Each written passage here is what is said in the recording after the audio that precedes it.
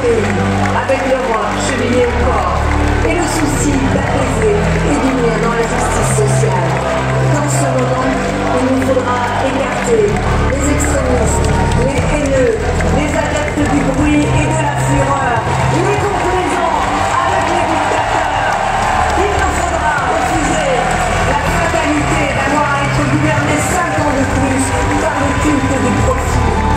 Il nous disait déjà que ce serait impossible quand nous nous battions pour les congés payés, la sécurité sociale, quand nous, les femmes, ne demandions qu'à être libres de nos corps et de nos destins. Et pourtant, nous l'avons fait. Il nous faut dire aux citoyens de décider librement de leur destin. Ils en ont le pouvoir en nous apportant leur suffrage, d'augmenter les salaires pour que le travail paie, d'instaurer le référendum d'initiative citoyenne pour que le peuple décide, de réinvestir dans l'école pour que nos enfants maîtrisent leur avenir, de reconstruire l'hôpital où les gens passent avant l'argent, d'ouvrir le droit de mourir dans la dignité, d'assurer vraiment l'égalité entre les femmes et les hommes, de protéger le droit de chacun à profiter pleinement de sa retraite. Oui, nous pouvons décider ensemble et maintenant de ramener la France vers la réconciliation, vers le redressement et la prospérité. Nous pouvons décider ensemble et maintenant qu'il est temps de punir le crime d'écocide, qu'il est temps d'une écologie juste et accessible aux familles populaires et classes moyennes, qu'il est temps de construire ensemble une Europe juste et forte qui œuvrera toujours pour la paix, rendre possible à chacun des enfants de la République ce que la République a rendu possible pour moi. Voilà le fondement de mon engagement. Et mes amis, je suis cette gauche qui ne se résigne pas à rester dans la protestation, cette gauche de transformation et de solutions, cette gauche d'action qui met en œuvre des réformes indispensables à l'arrivée dans la justice. C'est la gauche qui est et qui sera toujours bloquée des premiers corvées. C'est la gauche qui milite et militera sans relâche pour le droit des peuples à disposer d'eux-mêmes. C'est la gauche qui mène et mènera le combat du siècle, l'action pour le climat avec détermination et ferveur. Et rien ne nous condamne à l'inaction. Changer la vie, nous l'avons fait. Et ensemble, nous pouvons le refaire. Alors oui, plus que jamais, mobilisons-nous. Car comme le disait Jaurès, l'histoire enseigne aux hommes la difficulté des grandes tâches, mais elle justifie l'invincible espoir. Vive la République et vive la France!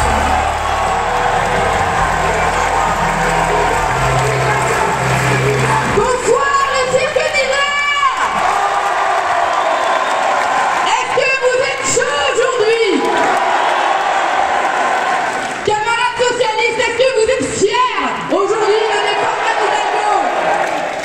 Avant de commencer, j'aimerais vous rappeler que la pandémie n'est pas partie.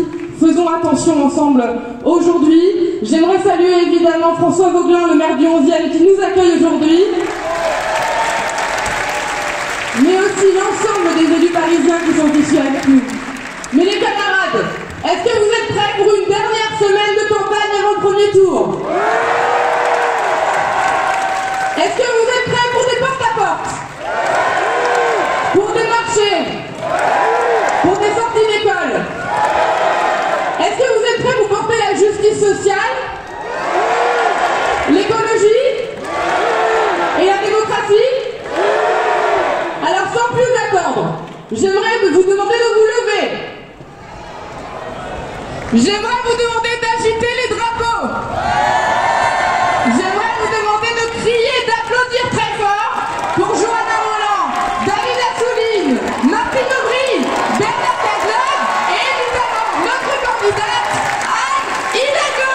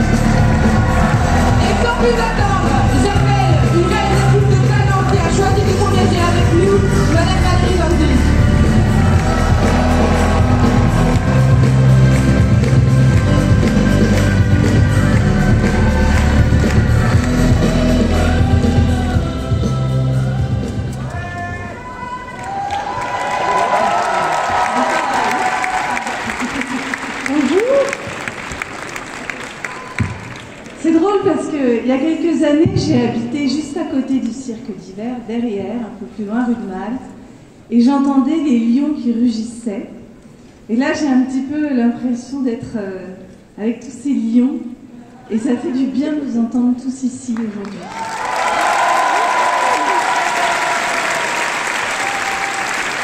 Alors, j'ai quelques petites choses à dire, très simples, que j'ai écrites ce matin. Je voulais juste parler de ma génération, qui est née au début des années 70. Et on a été éveillés à la culture avec les années de Jack Lang, avec beaucoup de fêtes. Il y avait la fête de la musique, la fête du patrimoine, la fête du cinéma, les théâtres décentralisés, la création des centres de danse.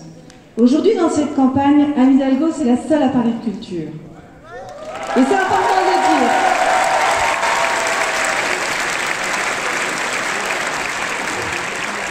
Les socialistes ont une vision de la société humaniste, juste et sociale. Et aujourd'hui, avec Anne Hidalgo, vient s'ajouter un nouveau volet, celui de l'écologie, de faire une vraie révolution écologique.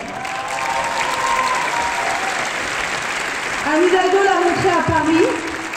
Anne Hidalgo n'a pas peur d'avancer sur ce point crucial de l'écologie, tout en amenant une vraie politique sociale.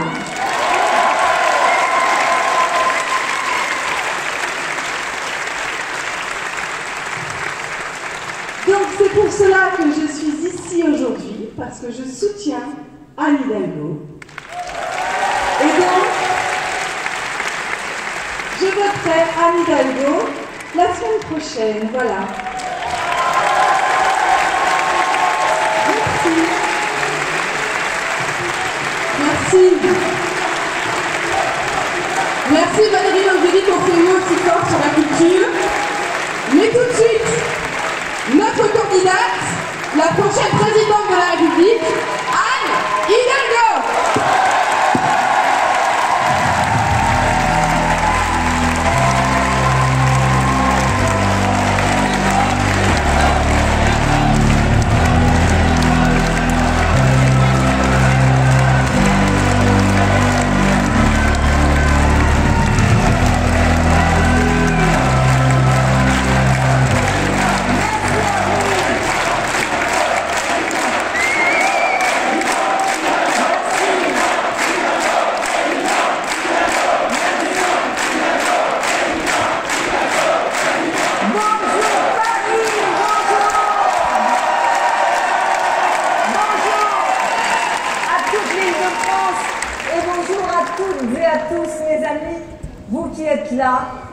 Vous êtes là, fidèles, nombreux, chaleureux. Je sens la chaleur de ce cirque d'hiver où nous avons tant de beaux souvenirs, mais je vous vois surtout sûrs de vos convictions, sûrs de vos valeurs et sûrs de notre idéal. Vous êtes là parce que vous croyez toujours à la force des idées, parce que vous croyez au socialisme démocratique, celui qui met la liberté au service de la justice qui est notre guide et notre idéal. Vous êtes là, parce que,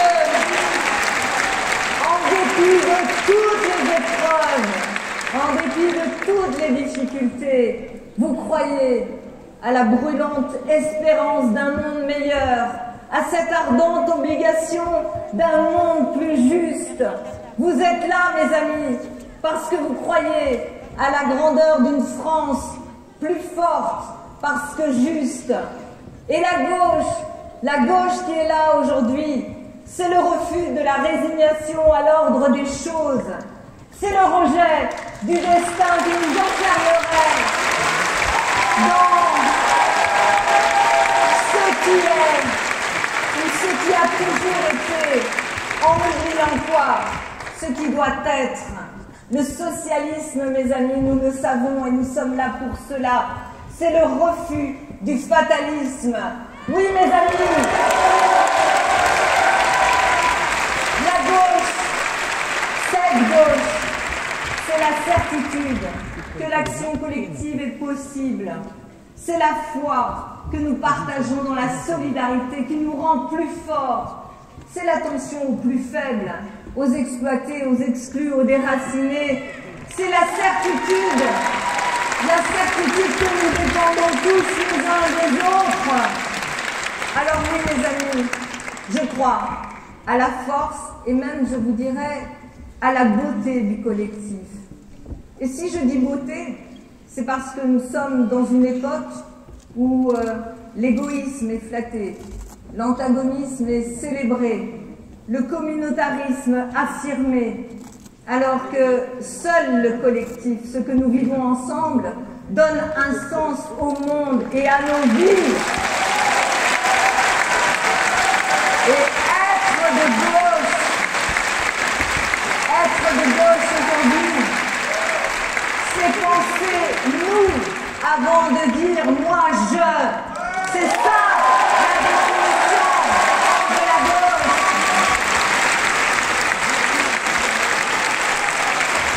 Et c'est aussi la plus belle définition de la République. Et c'est pourquoi la gauche, c'est la justice, chère Valérie. C'est la justice, celle qui est conquise pas à pas. La gauche, c'est le respect dû à chacune et à chacun. La gauche, c'est la liberté défendue pied à pied, en toutes circonstances. En un mot, mes amis, la gauche, c'est nous. Cette gauche-là. Oui.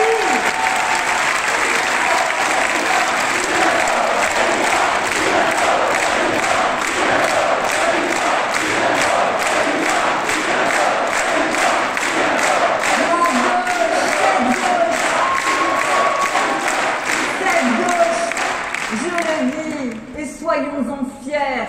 Cette gauche qui fait du bien à la France, elle est là avec toi, Martine, ma chère Martine.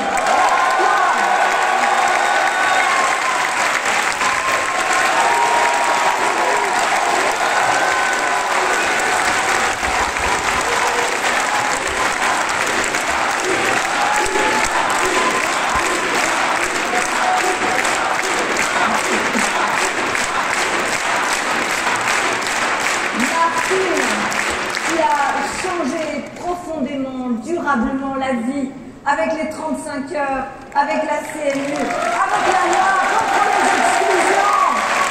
Toi, Martine, tu es pour moi, tu le sais, une inspiration. Ma grande sœur, mon autre grande sœur, parce que j'ai une autre grande sœur, mais tu es ma grande sœur en politique et en amitié.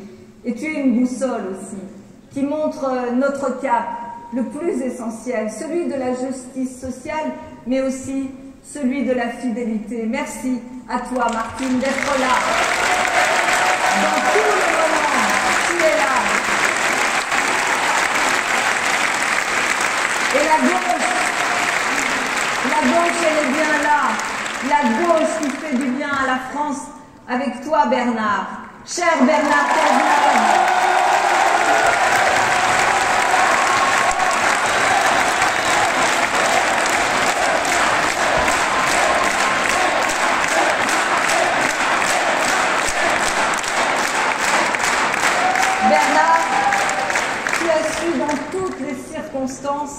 Et dans la tourmente des attentats, porter de la sérénité, de la fermeté pour que le pays reste uni.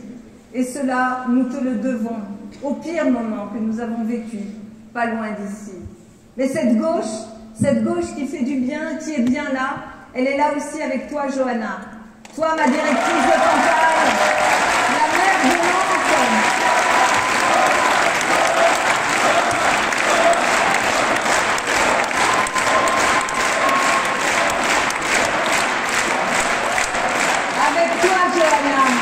Et avec toute l'équipe des maires, de cette équipe de France des maires qui m'accompagne dans cette campagne, merci à vous.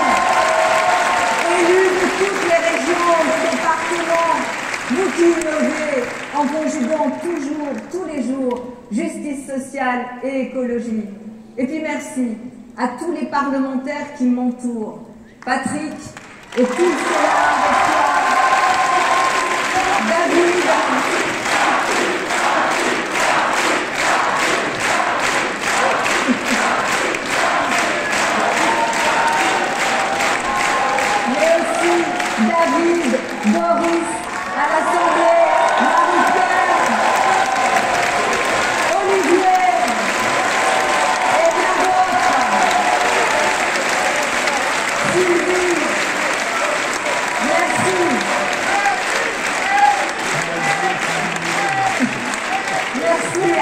à toutes celles et ceux que j'ai rencontrés. J'ai pas entendu, mais c'est pas grave. On peut dire tous les prénoms dans la salle et on applaudira tous.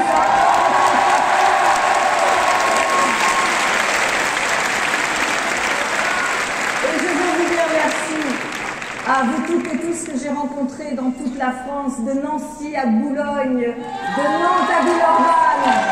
Vous qui êtes venus par milliers dans nos meetings à Rouen, à Lille, à Perpignan, à Aubervilliers, à Bordeaux, à Montpellier, à Rennes, à Limoges, à Toulouse. Merci pour votre engagement. Et permettez-moi, vous me pardonnerez bien sûr, de saluer tout particulièrement mes adjoints ici à Paris et les maires d'arrondissement et tous les élus et acteurs de la vie parisienne avec qui j'œuvre pour une ville écologique, solidaire, rayonnante, démocratique et innovante. Alors merci à toi, cher Emmanuel. Emmanuel Grégoire, bien sûr. Merci d'être là. Merci à vous tous, citoyens, militants, d'être venus si nombreux pour remplir cette belle mission qui est la nôtre, celle de changer d'avenir. Alors oui, mes amis, ensemble, nous pouvons changer d'avenir. Ensemble, nous pouvons démentir ces sondages partiels, partiaux et leurs commentateurs. On ne siffle pas, on vote.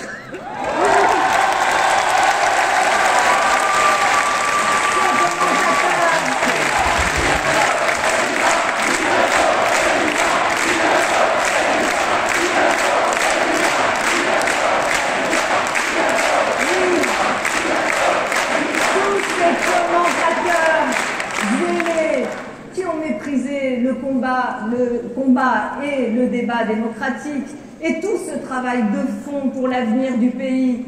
Ensemble, je vous le dis, nous pouvons conjurer le sort annoncé de cette campagne qui a valorisé quoi? La vulgarité, promu la violence des mots, mais qui a ouvert aussi tous les micros à la haine des autres, à l'antisémitisme, au négationnisme, au racisme, au sexisme, au vote.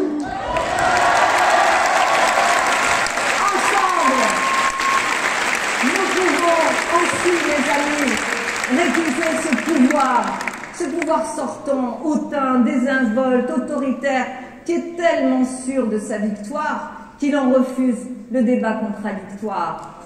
Ensemble, nous pouvons faire barrage à la retraite amputée pour ceux qui ont travaillé le plus dur, à la menace aussi de priver les exclus d'un revenu minimum pour vivre, à la sélection, cette sélection tellement injuste par algorithme pour les étudiants, mais aussi à cette condescendance ignorante pour les professeurs.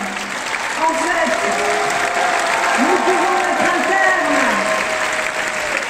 à la privatisation rampante de l'école, de l'université, de l'hôpital et à l'oubli, toujours, des quartiers populaires, mais aussi de ces villages et de ces campagnes où plus un service public n'existe. Oui, les amis, il n'est pas trop tard. Parce que depuis 6 mois, on nous dit déjà que tout est joué.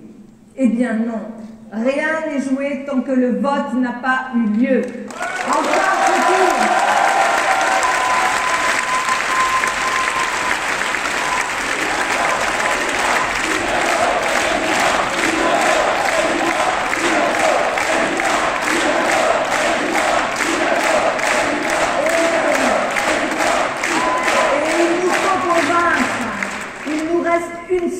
pour le faire.